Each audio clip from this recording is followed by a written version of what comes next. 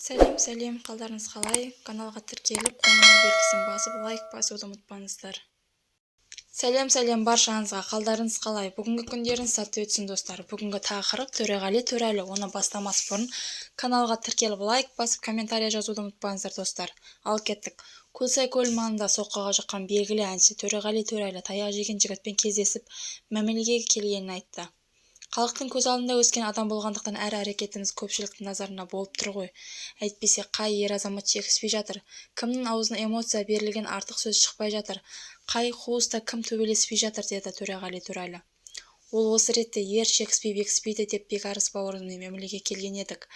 Қарапайым адамға да, өнер адамға да ортақ республикамыздың заңмен құзырлы органдарын тексеретін өтіп ресми бітімге келдік.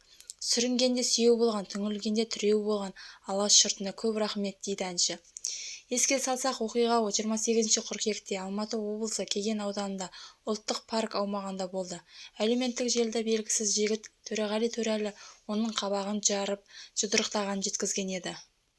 Қылмыстық іс сотқа дейінгі тергеу-тексеру тізімінен тіркелді. Құқық бұзушылық қылмыстық кодекс 293 бабы бұзақылық бойынша тіркеліп, Төреғали Төреәлі қамауға алынған болатын.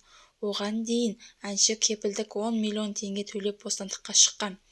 Айта кетсек, уақытша ұстау изоляторында отырған Төреғали Төреәлі Көлсайда болған жағдайда өз нұсқасын айтқан болатын. Оның сөзінше, жанжал жаңа клиптің түсірілімі барысында шыққан. Жәбірленуші олардың көзін алмай, жұмысын кедергі келтірген.